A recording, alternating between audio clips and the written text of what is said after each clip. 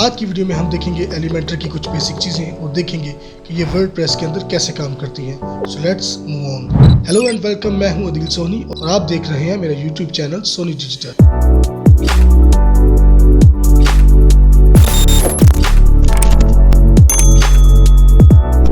हम देखेंगे कि एलिमेंटर फ्री और एलिमेंटर प्रो के दरमियान डिफरेंस क्या है, हमें थीम की जरूरत क्यों पड़ती है और वर्डप्रेस कैसे काम करता है। हम इसे यूं समझेंगे, एक वेबसाइट के अंदर कुछ पेजेस होते हैं जो एक दूसरे से कनेक्ट होते हैं। इन पेजेस के अंदर एक लोगो, एक मेन्यू के कुछ आइटम्स, पेज का कंटेंट और एक फुटर होता है। मेन्यू और फुटर हर पेज पे सेम ही होता है, मगर पेज का कंटेंट हर पेज पे डिफरेंट हो सकता है। अब इन पेजेस को एडिट करने के लिए हमें वर्डप्रेस के बैकएंड में जाना पड़ता है। वर्डप्रेस एक ऐसा इंटरफेस है जहां लॉगिन करने के बाद आपकी वेबसाइट के सारे पेजेस, उनकी सारी सेटिंग्स, आपके सारे प्लगइन्स और थीम्स मौजूद होती हैं। वर्डप्रेस से पहले हमें इंटरनेट से एक थीम डाउनलोड करना पड़ती थी जिसमें मेन्यू और फुटर को एडिट करने के लिए कुछ ऑप्शंस होते थे। अब जिस पेज को एडिट करने की हमें जरूरत पड़ती थी, सिर्फ उसी पेज में जाकर हमें उसकी सेटिंग करनी पड़ती थी। इसको सेव करने के बाद हमें लाइव पेज पे चेक करना पड़ता था। समटाइम्स जब थीम की रिस्ट्रिक्शंस या लिमिटेशन सामने आ जाती थी तो उस वक्त हमें कोडिंग की जरूरत पड़ती थी। वर्डप्रेस भी पहले इसी तरीके से काम करता था, मगर फिर मार्केट में एक नई चीज आई,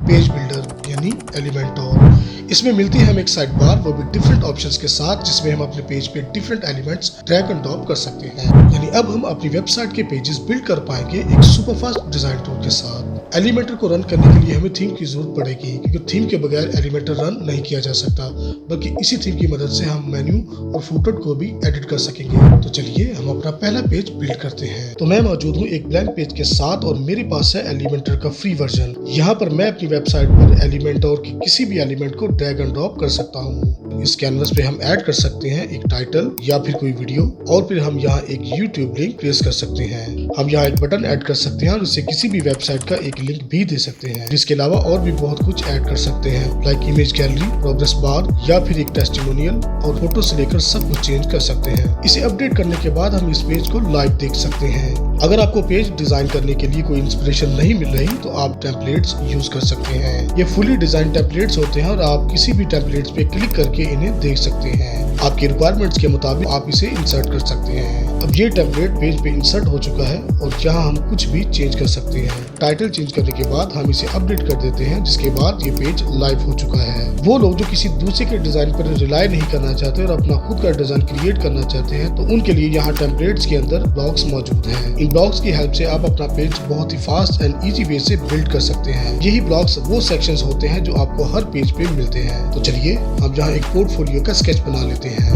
पहले सेक्शन में हम लगाएंगे एक बैकग्राउंड वीडियो और इसके ऊपर लगा लेते हैं कुछ टेक्स्ट। सर्विस सेक्शन के अंदर बनाएंगे हम 3 पार्ट्स। इसके बाद हम बनाएंगे एक इमेज गैलरी और लास्ट सेक्शन के अंदर कॉन्टैक्ट इन्फॉर्मेशन के साथ होगा एक मैप। तो हमारा ये स्केच तैयार है।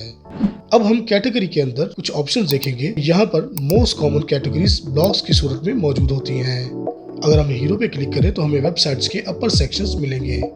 अपने स्केच के मुताबिक कोई भी ब्लॉक इंसर्ट कर देंगे और यहाँ हम इस इमेज को एक वीडियो में चेंज कर देंगे।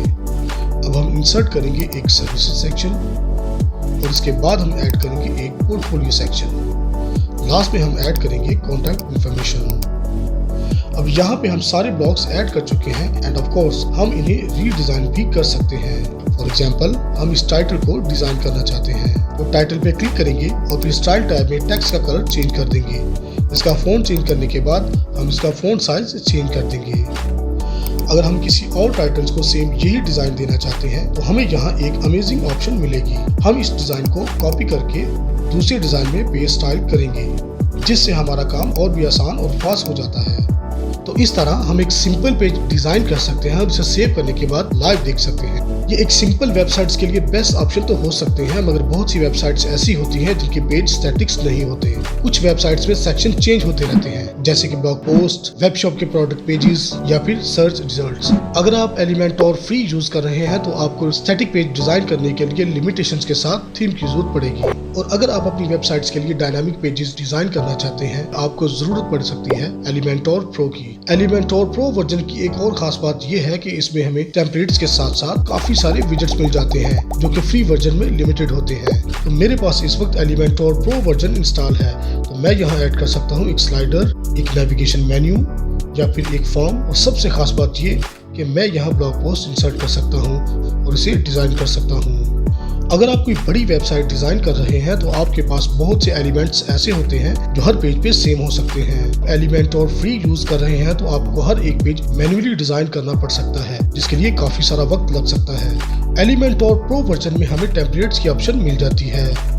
अगर हम इस ब्लॉग को वेबसाइट्स के हर पेज पे यूज करना चाहते हैं तो इसे सेव एज टेम्पलेट्स कर सकते हैं। ब्लॉग में कुछ चेंज करना चाहते हैं तो ये टेम्पलेट पूरी वेबसाइट्स पे चेंज हो जाती है। बड़ी वेबसाइट्स में ये फीचर बहुत काम आ सकता है। प्रो वर्जन में हमें रोल मैनेजर की ऑप्शन मिल जाती है, जिससे हम क्लाइंट की एक्सेस को लिमिट दे सकते हैं। अगर आप किसी क्लाइंट के लिए काम कर रहे हैं और आप क्लाइंट को सिर्फ कंटेंट एडिट करने की ऑप्शन अलाउ करना चाहते हैं तो रोल मैनेजर आपके बहुत काम आ सकता है। उम्मीद है कि आज की वीडियो आपको अच्छी लगी होगी। अगर वीडियो अच्छी लगे तो लाइक करें, चैनल को सब्सक्राइब करें, बेल आइकन को प्रेस करें और अपनी राय से आगाह करने के लिए कमेंट जरूर करें। और thank you so much for watching. See you in next video.